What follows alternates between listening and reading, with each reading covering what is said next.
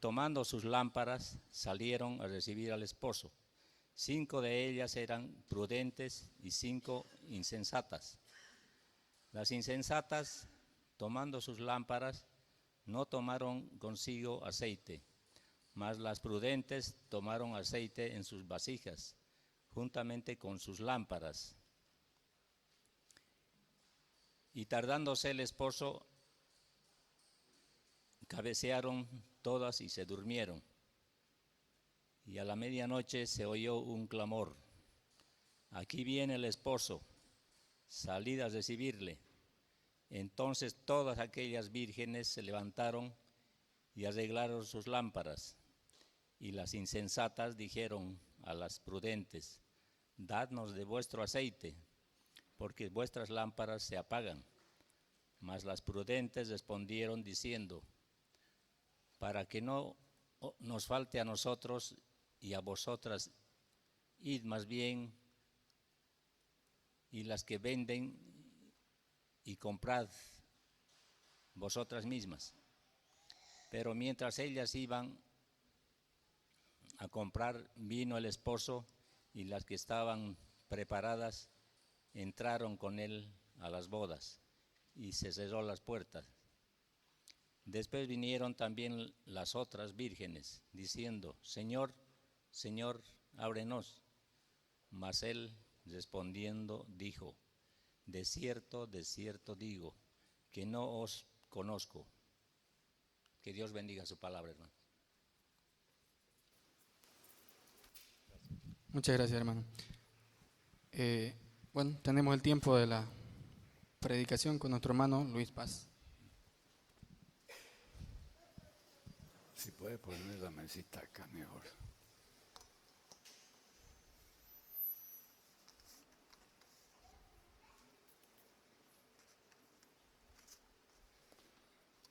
Muy buenos días, queridos hermanos. Muy contento de estar nuevamente con ustedes para compartir una vez más algo de los tesoros de este maravilloso libro que se llama la Santa Biblia. Gracias al Señor por la presencia de todos ustedes en esta mañana. Son muy bienvenidos. Me estaba recordando, como siempre viene a mi mente, algo de la experiencia de la vida cristiana. Me encontraba trabajando en el aeropuerto de Birubiru hace unos 15 años. Resulta que yo me jubilé en esa institución y después me la dieron para una ayuda económica, ¿no? La agencia de Entel en Birubiru. Necesitaba una buena secretaria, la conseguí, llevé a mi esposa y gracias al Señor atendimos bien durante todo el año. Era muy interesante el trabajo ahí y aprovechábamos los momentos oportunos para dar testimonio de nuestra fe, porque eso es lo que más nos interesa. Y me recuerdo que uno de esos días llegó un señor de Estados Unidos, de Miami directamente, un ciudadano panameño con ciudadanía norteamericana, y venía a la feria de exposición a Santa Cruz para presentar su stand representando a la firma Samsung. Como hablaba castellano, empezamos a hablarle del Señor, pero él nos salió al paso y nos dijo: ya sé a dónde van ustedes. Ustedes son creyentes evangélicos. Sí, le dijimos, éramos creyentes. Y él dijo: yo también soy. Qué lindo es encontrarse entre hermanos así, ¿no? Con cierta experiencia en la fe, conversar un rato es tonificante, reconfortante, ¿no? Conversar sobre las cosas que el Señor hace en la vida cristiana. Y él nos contó que justo en ese tiempo, unos meses atrás, pasó por Miami un huracán de esos que hacen estragos, como ustedes saben. Y ese huracán creo que le pusieron de nombre Hugo. Ahora ya le ponen nombre y apellido a los huracanes, ¿no? Y dice que ese Hugo hizo mayores estragos que los otros, desastres.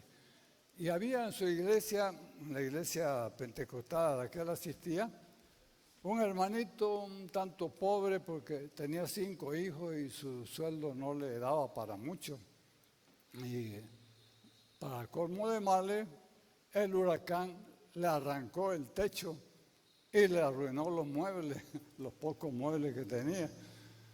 Bueno, como ustedes saben, nosotros tenemos siempre un texto que es de ayuda espiritual, de consuelo, Romanos 8, 28, ¿no?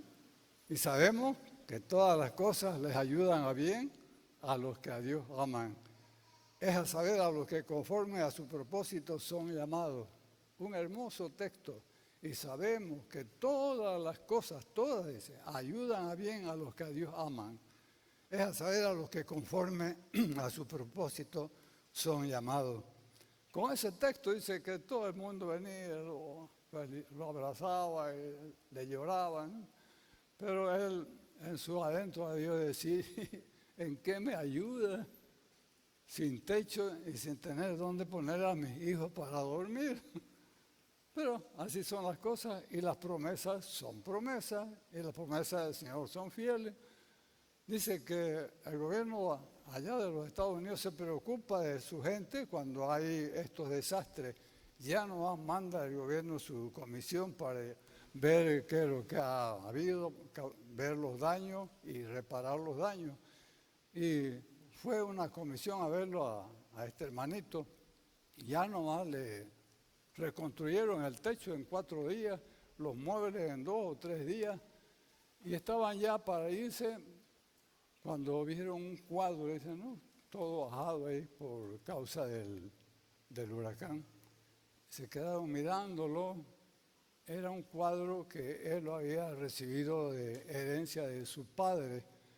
No lo consideraba como un cuadro importante porque más había un zapatero de astronomía que él de pintura. No sabía nada de pintura, pero lo tenía ahí porque era recuerdo de su padre, ¿no? Dice que los obreros de esos volvieron con un experto, lo volvieron a examinar y había sido de un pintor conocido, bastante famoso. ¿Saben cuánto le dieron de compensación? $80,000. $80,000 de compensación. Corrió a la iglesia a dar las gracias por el huracán.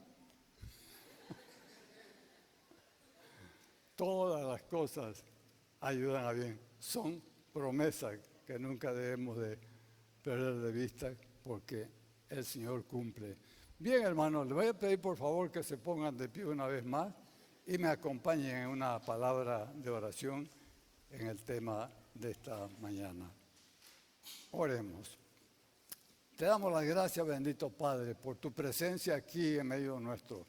Eso es lo más hermoso y lo más valioso para todos nosotros en esta mañana. Saber que tú estás presente y estás listo, Señor, para ayudarnos, para bendecirnos, para darnos lo que necesitamos por tu palabra y fortalecer nuestra fe.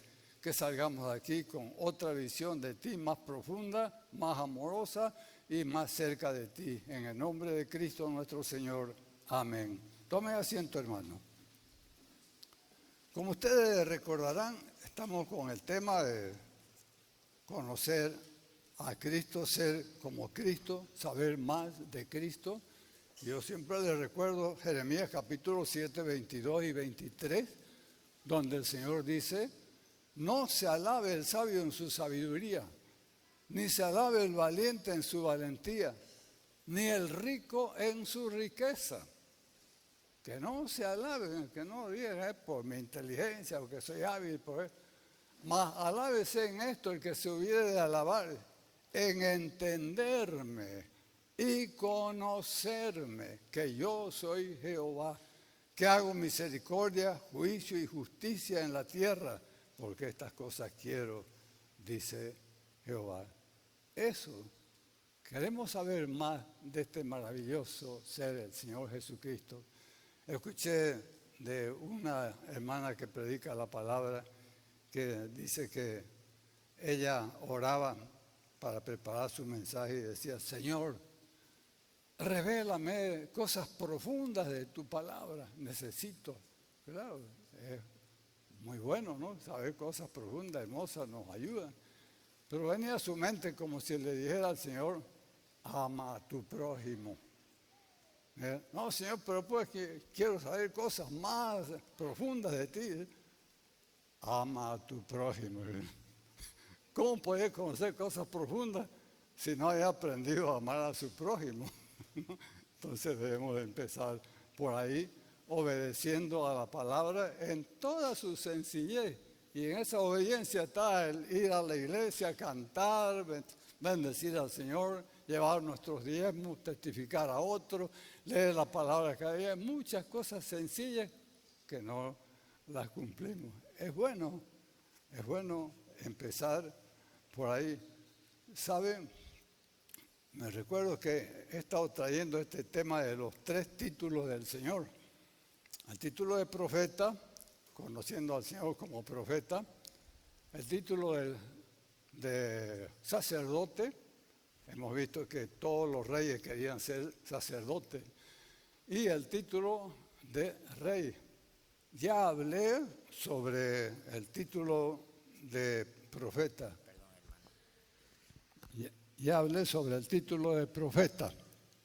Y muy interesante, quiero un poquito ampliar esto porque ustedes saben, hay una fiebre tremenda ahora por ostentar el título de profeta o de apóstol. Yo no sé qué ha pasado, pero todo el mundo quiere ser profeta o apóstol. Y dice que hay hasta una escuela ya en Miami. Me han dado el nombre del que está a cargo de inscribirlos como apóstoles. Es un hermano que yo conocí en Bolivia hace 50 años. Vino como profesor de teología. Y dice que hay que pagar $250 para ser apóstol. Imagínense. Como si en el cielo el Señor se fijara en el título de apóstol o profeta. Él se fija en el corazón si realmente está cambiado. Es un corazón amoroso, sencillo y santo, dedicado, consagrado al Señor. Pero hay eso, ¿no? Y he dicho en esa oportunidad, y hay un estudio que está incluido en el libro que he escrito, en el libro Testificando a Tiempo, y en ese estudio manifiesto de que los profetas eran los mensajeros de Dios con su pueblo Israel, para relacionarse con su pueblo Israel. Y los sacerdotes eran los encargados de degollar los sacrificios, las ovejas, los corderitos, los machos cabríos, los becerros, los bueyes. Ellos eran los encargados por el pecado. Se ofrecían esos sacrificios por el pecado y ellos eran los encargados de degollar. Millones de esos animalitos se sacrificaron. Pero como yo les demostré el mes pasado, el Señor cuando tomó la copa dijo, esto es mi sangre del nuevo pacto. No más sacrificio de animalitos, por lo tanto, no más sacerdotes humanos, ni tampoco profetas. No más profetas. Y ustedes ven que el Señor pone punto final al tema de profeta en Mateo 11, versículo 13. Mateo 11, versículo 13, anótenselo, dice, la ley y los profetas profetizaron hasta Juan, dice el Señor Jesucristo, no lo digo yo, sino el Señor. La ley y los profetas hasta Juan, no más profetas en este periodo de 2000 años. Y de apóstol, también hay una fiebre. Todo el mundo, que aquí ya tenemos varios apóstoles en Santa Cruz. Sí, y ustedes leen el primer capítulo del libro de los Hechos y ahí van a encontrar los requisitos para ser un apóstol. No es cualquiera, no, ahí están los requisitos. Haber estado con el Señor Jesucristo, ser testigo de sus milagros y de su gloriosa resurrección. ¿Quién califica con eso? Me recuerdo, estaba yo trabajando todavía en La Paz antes de venirme al Oriente, en el Servicio Nacional del Camino, en el último piso, y fueron allá 2 jóvenes mormones. Me dijeron, queremos hablar con usted acerca de la Biblia. Ah, magnífico, ¿eh? Si se trata de la Biblia, pásenle. Y estaban pasando, pero yo les pregunté, dígame, dice que ustedes tienen a los 12 apóstoles y uno de ellos muy entusiasta me dijo, sí, tenemos los 12 apóstoles y un profeta. Somos la única iglesia completa, me dice. 12 apóstoles y un profeta. Así le digo. Quiero hacerles una pregunta. Le digo. Miren, les abrí aquí en el capítulo 19, pueden abrir por favor. Mateo 19, versículo 28 dice, y Jesús les dijo, de cierto os digo que en la regeneración, cuando el Hijo del Hombre se siente en el trono de su gloria, vosotros que me habéis seguido, también os sentaréis entre 12 o sobre 12 tronos para juzgar a las 12 tribus de Israel. Entonces, aquí dice el Señor que sus apóstoles van a gobernar en el milenio sobre 12 tribus, las 12 tribus de Israel. Yo les pregunto a ustedes sobre qué tribus van a gobernar los apóstoles mormones. Quizás los navajos, los pieles rojas, los sigos, los apaches, los cheyennes. ¿Sobre qué tribus? Se miraron el uno al otro. Se salieron, no me contestaron la pregunta y ahí terminó la entrevista. No hay donde perderse, hermano. Los apóstoles fueron 12 y van a volver a aparecer cuando el Señor venga por segunda vez. Ahora, aquí ya hemos visto al Señor como profeta y también como el sumo sacerdote, bien que el hermano Bernardo leyó en el libro de Hebreos capítulo 7, versículo 22, sobre el Señor como el sumo pontífice o el sumo sacerdote. Caifás fue el último. A partir del Señor, Él es el único sumo pontífice, porque Él es hombre y Él es Dios, y porque Él resucitó de los muertos y está sentado a la diestra del Padre. No somos nosotros los que le damos el título a Él, como ustedes han leído en Hebreos 7, versículo 22, dice, los otros fueron muchos sacerdotes en cuanto por la muerte no podían permanecer, mas este por cuanto permanece para siempre tiene un sacerdocio inmutable, por lo cual puede también salvar perpetuamente a los que se allegan a Dios, viviendo siempre para interceder por ellos, porque tal sumo sacerdote nos convenía santo, limpio, apartado de los pecadores y hecho más sublime que los cielos. ¿De quién se puede decir eso? Más sublime que los cielos. Sacudió toda la creación cuando el Señor derramó su sangre en la cruz. Se oscureció la tierra, y eso no es solamente en Jerusalén, toda la tierra se oscureció. Así estaba escrita la profecía en el libro de Amós, 500 y tantos años antes. Hay testimonio de muchos pueblos. Dice que de repente se puso oscuro sin haber ningún tipo de amenaza de mal tiempo. Fue algo como un juicio, dicen los comentarios.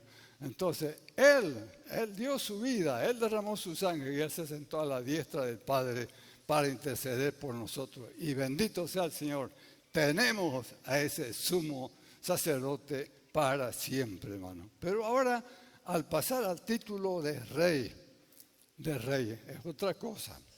Si se habla de un rey, pues va a venir sobre un reino.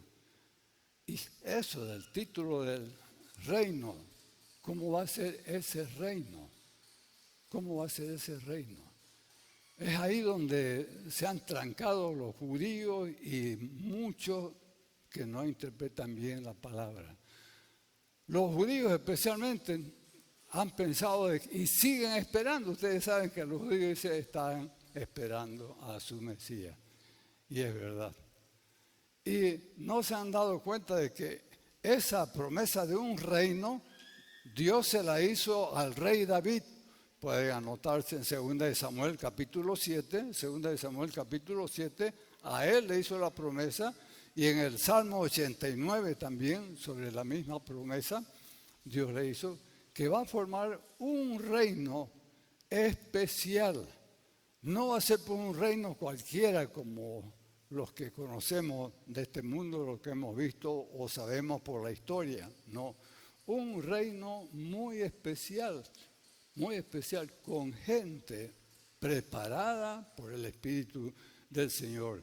Pero los judíos pensaron de que y piensan hasta ahora y están esperando y van y rezan todos los viernes ahí al muro de los lamentos, esperando a su Mesías, creyendo de que en cualquier momento va a venir y se va a sentar en Jerusalén y va a empezar a gobernar a todas las naciones. Va a gobernar, como he dicho otras veces, desde Jerusalén a todas las naciones, pero con la gente que Él mismo ha preparado.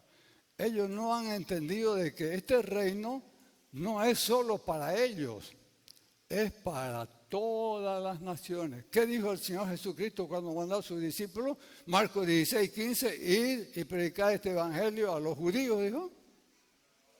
A todo el mundo, dice, a toda criatura. Por eso le digo, los hizo a un lado ya con los profetas y con los sacerdotes.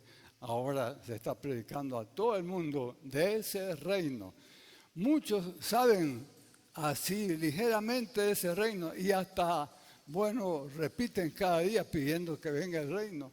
Y es que en la Biblia ustedes pueden ver en el libro de Mateo capítulo 16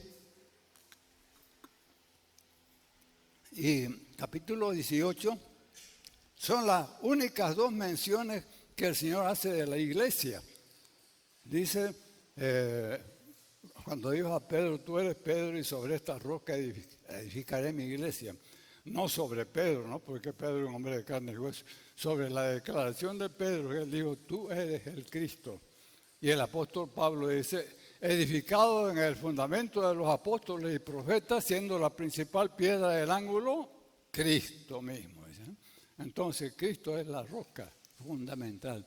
2 veces menciona a la iglesia en esos 2 capítulos, nada más. En cambio, el reino de los cielos, son como 70 versiones ahí, como 70 citas. El reino de los cielos es semejante a un tratante de perlas. El reino de los cielos es semejante a un buscador de tesoros. El reino de los cielos es semejante a un rey que hizo banquete a su hijo, un banquete de boda. El reino de los cielos, dice en Mateo 6:33, nos enseña a pedir, mas buscad primeramente, ¿qué cosa? El reino de Dios y su justicia. Y todas las demás cosas, o sea, en el Padre nuestro que estás en los cielos, santificado sea tu nombre, venga tu reino y hágase tu voluntad, como en el cielo, así también en la tierra. Enseña a pedir el reino. Y hay millones de personas que cada día lo repiten, pero están preparadas para entrar a ese reino. Hay por dentro un corazón cambiado, regenerado, un nuevo lenguaje dulce, agradable, amistoso, tierno. Hay una nueva conducta de justicia, de amor. Van a entrar al reino por repetir. ¿Qué dijo el Señor a Nicodemo? A todo un sacerdote bien consagrado. El que no naciere, ¿qué más? ¿Qué más? El que no naciere de nuevo no puede ver el reino de Dios. Dios está preparando. Los mismos discípulos no podían entender ese mensaje del Señor. Y ellos mismos creían que el evangelio era todavía para los judíos. Como que los primeros convertidos, miles de judíos se convirtieron, eran puros judíos los primeros cristianos. No había ni un romano, ni un sirio, ni un asiático, nada, puros judíos. La primera iglesia, la iglesia primitiva, ¿no? Puros judíos. Y ellos mismos pensaban de que era para los judíos. Tuvieron que reunirse un primer congreso, primer concilio, está en el libro de los Hechos, el libro de los Hechos capítulo 15, versículo 15 también. Les ruego ver allí para que vean los límites de esta situación. Versículo 15 dice, y con esto concuerdan las palabras de los profetas, como está escrito, después de esto volveré y reedificaré el tabernáculo de David que está caído. ¿Cuál es el tabernáculo de David que está caído? El muro de los lamentos. No hay más que el muro de los lamentos de ese hermoso templo que costó miles de millones de dólares, casi 100.000 millones de dólares. una fantasía. Solamente le queda el muro donde van a llorar todos los viernes los judíos. Eso está caído, pero aquí dice, va a ser levantado. Miren, en ese tiempo los apóstoles hablaron esto. Y repararé su ruina, dice, y lo volveré a levantar para que el resto de los hombres busque al Señor. Y escuchen, y todos los gentiles sobre los cuales es invocado mi nombre. Los gentiles, nosotros, los que no somos, ellos no lo entendían, ni los mismos discípulos recién ahí se dieron cuenta de que también nosotros teníamos parte. Abran por favor en Tito capítulo 2, versículo 14. Tito capítulo 2, versículo 14 dice, quien se dio a sí mismo por nosotros para redimirnos de toda iniquidad y purificar para sí un pueblo propio celoso de buenas obras. Hermano, el Señor está purificándonos, está limpiándonos, está preparándonos para ese reino maravilloso.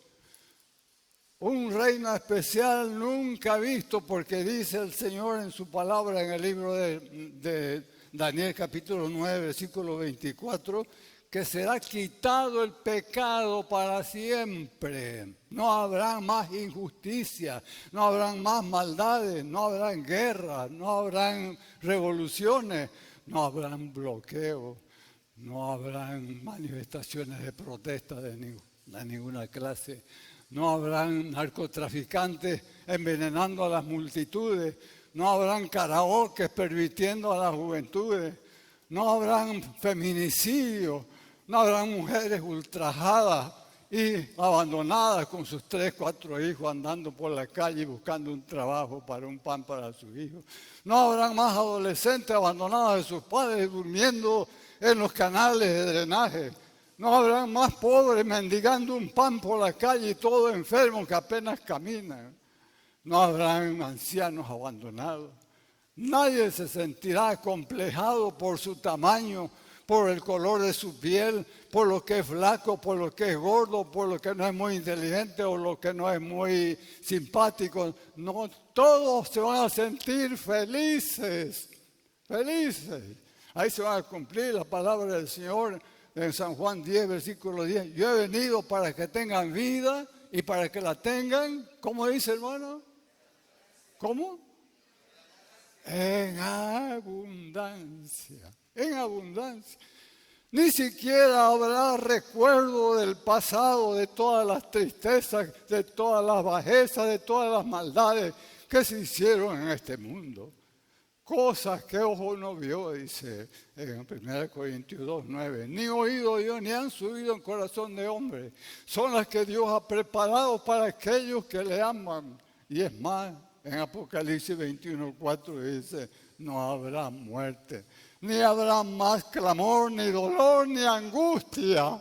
Todos los males desaparecerán. Y viviremos a plenitud, disfrutando de tantas maravillas que Dios ha hecho para que el hombre viva feliz, pero por causa del pecado, las guerras, las envidias, las peleas, los odios, los rencores, tanta tragedia que trajo Satanás. No pueden disfrutar, no podemos disfrutar a plenitud. Pero cuando venga el Señor, todo va a cambiar. No solamente la conducta del hombre, va a cambiar la conducta de los animales. Son, hermanos, como 2.800 profecías que establecen este maravilloso reino. Como 2.800, es la tercera parte de la Biblia que habla de ese maravilloso reino. Y lo más hermoso para todos nosotros, la sublime esperanza es que vamos a ver cara a cara a aquel que nos amó, aquel ser maravilloso que lo dio todo por nosotros, nos amó más que padre, más que madre, más que hermano, más que amigo, más que esposa, más que esposo, más que hijo, nadie. Y esto es lo que proclamamos cuando se siente el amor de Cristo en la vida. Ese amor endulza, ese amor cambia, ese amor es el que necesita la gente. Necesita a Cristo en su corazón.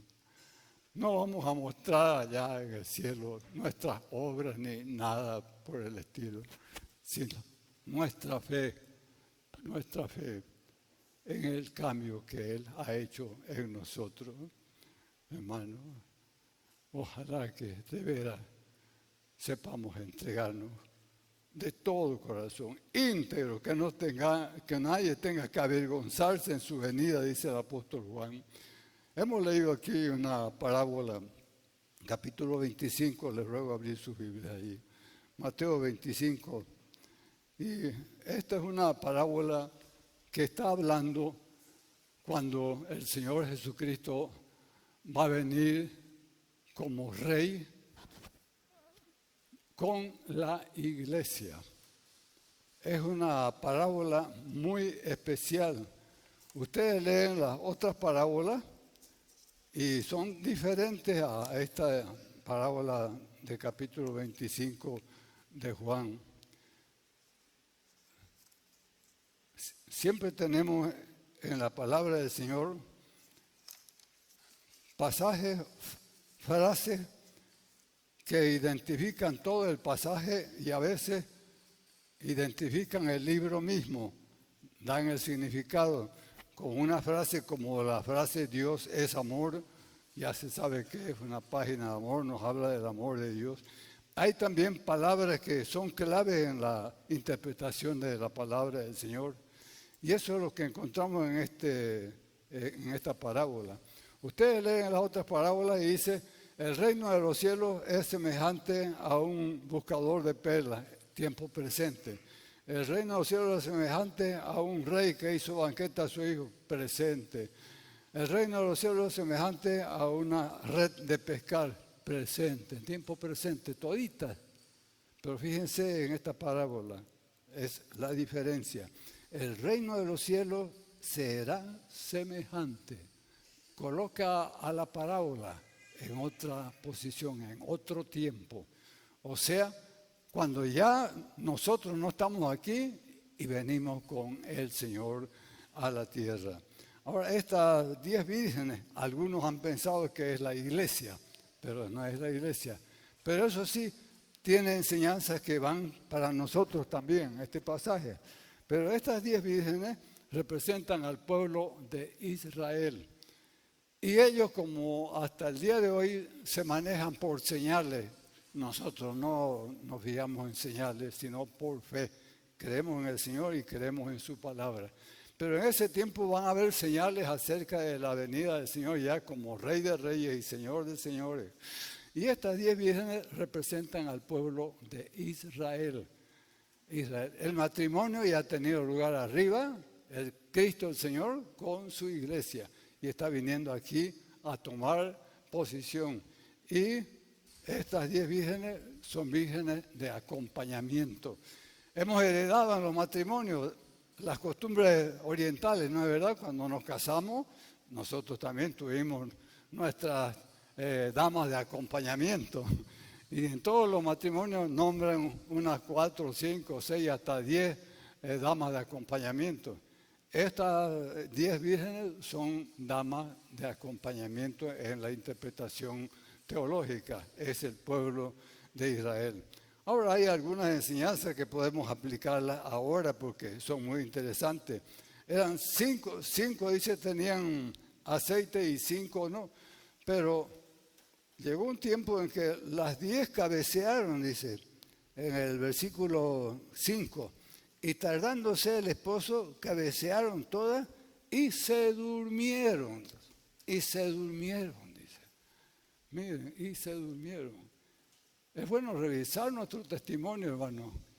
Todos a veces llegamos a un periodo de tiempo donde quizás nos cansan los himnos, nos cansan ir y volver a la iglesia, nos cansan escuchar a veces los mismos mensajes y entramos en un tren de un poco de soberbia, de desconfianza y vamos olvidando o dejamos de asistir, dejamos de leer la palabra, dejamos de confesar nuestros pecados al Señor y nos estancamos, nos dormimos. Y no es bueno dormirse, que dice el apóstol Pablo en 1 Tesalonicenses 3:16, despiértate tú que duermes, dice, y levántate de los muertos y te alumbrará Cristo. Mucho cuidado, porque una persona que duerme parece muerta.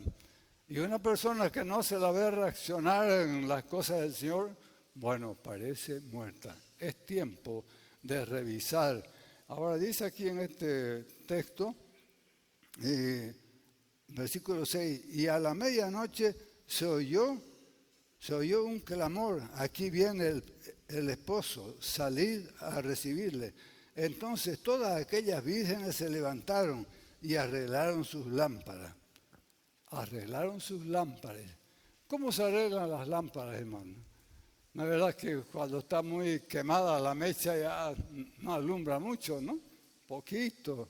Entonces hay que sacar la mecha quemada, sacarla y sacar la mechita limpia, echarle aceite y otra vez vuelve a alumbrar. A veces la mecha de nuestro testimonio está carbonizada porque no hemos leído la palabra, porque no estamos orando, no estamos confesando nuestros pecados y vamos acumulando más y más y nos acostumbramos y nos hacemos frío. O no estamos viniendo a la iglesia, no nos gusta juntarnos con los demás hermanos, aunque es la familia. La familia de aquí es más importante que la familia que tenemos en el mundo. La familia que tenemos en el mundo no la vamos a ver en el cielo. A ustedes sí. Y para relacionarnos con ellos, para darles la palabra, pero no para caer en sus pecados. Entonces hay que revisar, hermanos. De repente hemos dejado de testificar, hemos dejado de orar, hemos dejado de leer la Biblia y por ahí nos hemos enfriado y la luz no se veía. Es hora de reparar, es hora de cortar esa mecha quemada, alisarla, ponerle aceite y de nuevo que empiece a arder y que dé buena luz. Una cosa que nos llama la atención aquí, 5 dice que entraron las que tenían aceite y 5 no entraron. ¿Y el aceite de qué nos habla? En la Biblia nos dice la palabra del Señor que con aceite de olivo machacado se mantenían las lámparas del templo, o sea, para alumbrar el aceite, para alumbrar. El aceite como alimento de primera y una de sus mayores exportaciones actualmente de los judíos es el aceite de olivo, un gran alimento, ¿quién no lo sabe? Por otra parte, como medicina, también ustedes ven el caso del viajero, el buen samaritano tenía aceite y vino. Si usted tiene una herida, está infectada, le lava con agua tibia y le ponen un poquito de aceite tibio y se sana la herida perfectamente como medicina de primera. Pero sobre todo el aceite era usado para ungir a los sacerdotes, para ungir a los reyes. O sea que para dar luz, para dar vida, para que todo sea hermoso, era el aceite. Nos habla del Espíritu Santo, hermano. Nos habla del Espíritu Santo. Y aquí dice que 5 entraron, 5 tenían el Espíritu del Señor. Y saben, los judíos que van a entrar a ese reino, al nuevo reino que hasta ahora no lo han entendido ellos, va a haber un derramamiento del Espíritu en Jerusalén. Ustedes leen en Joel capítulo 2, versículo 28, y en Ezequiel capítulo 36, versículo 27, Ezequiel 36, 27, el Señor dice, quitaré de vosotros ese corazón de piedra, frío, duro, indiferente, y pondré en vosotros mi espíritu. No van a entrar así soberbios, altivos, orgullosos. Va a haber un cambio.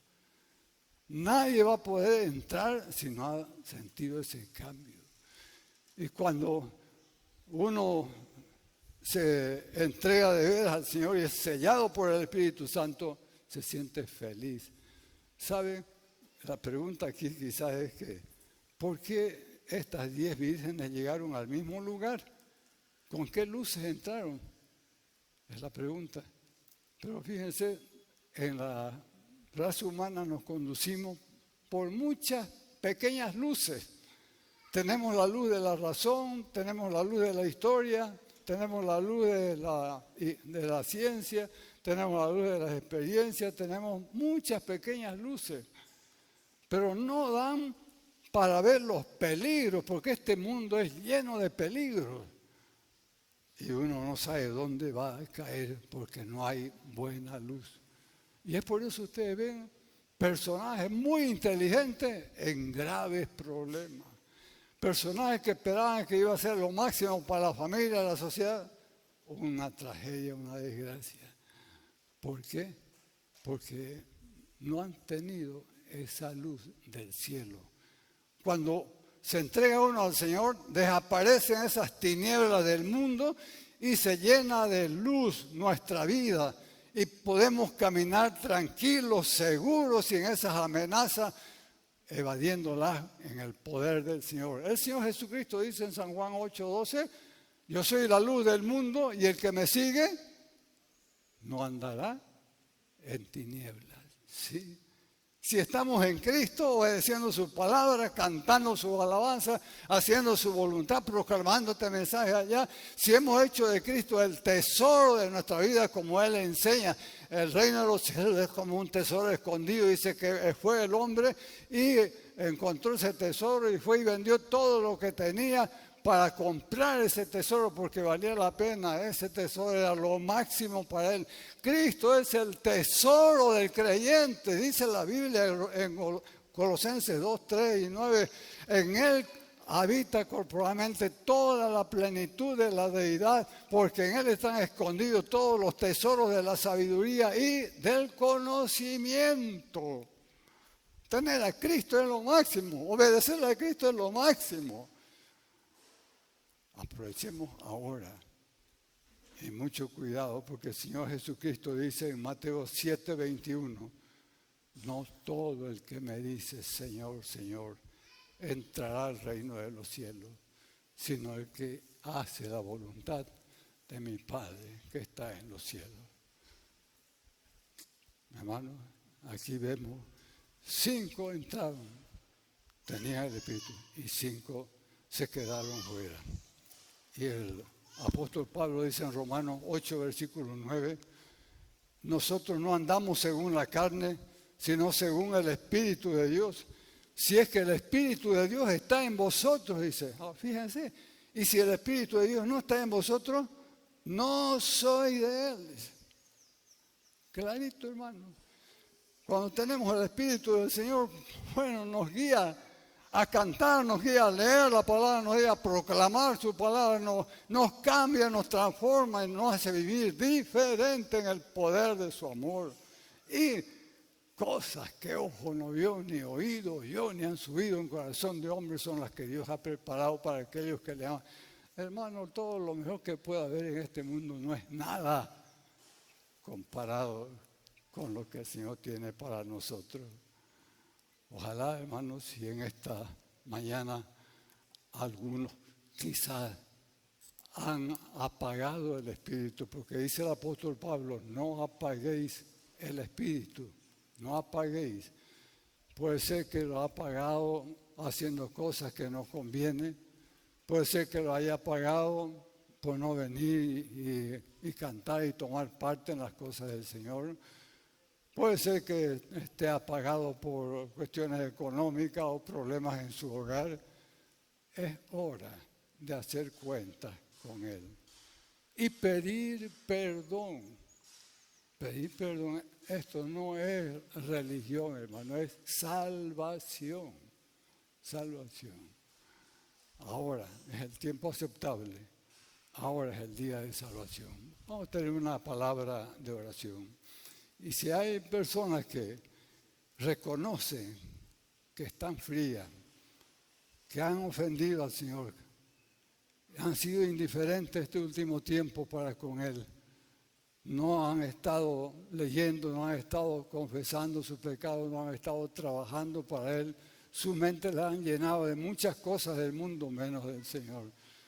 Confiesen, no le voy a hacer levantarse, ni le voy a hacer pasar allá, ni cosas por el estilo. Es un compromiso entre ustedes y el Señor. Oremos, hermano. Padre bendito, gracias por este tiempo de ministrar tu palabra, de preparación para entrar en ese reino.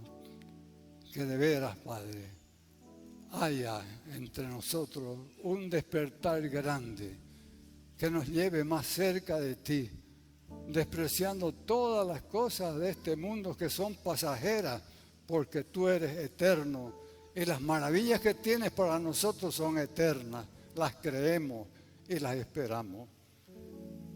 Una confesión a nombre de las personas que quieran reconocer sus ofensas.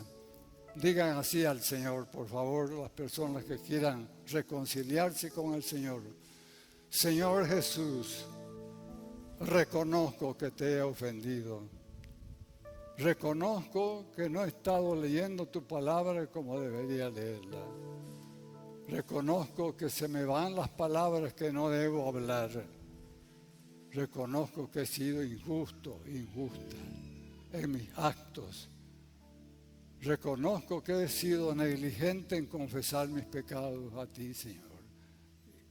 Reconozco que no he testificado como tú quisieras que yo testifique. Reconozco, Señor, que me siento un tanto frío, indiferente, y necesito ese fuego de tu Espíritu en mi vida. Aviva el fuego de tu Espíritu en mi corazón. Señor, quiero vivir para ti de aquí en adelante. Quiero, Señor, dar testimonio de ti porque tú eres lo más hermoso, lo más grande. Gracias, Señor. Gracias por perdonarme. Gracias por tu sangre derramada en la cruz que me limpia de todo pecado. Y gracias por tu Espíritu bendito con el cual he sido sellado. Gracias, Señor Jesús. Amén. Sigan con la cabeza inclinada. Oren un momento, den las gracias al Señor.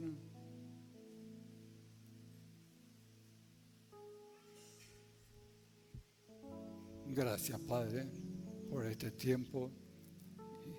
Despide, Padre, a la Grey con tu más rica bendición, meditando en las cosas que hemos aprendido de ti y listos para comunicarlas también a otros. En el nombre bendito de Cristo nuestro Señor. Amén. Que el Señor les bendiga, hermano.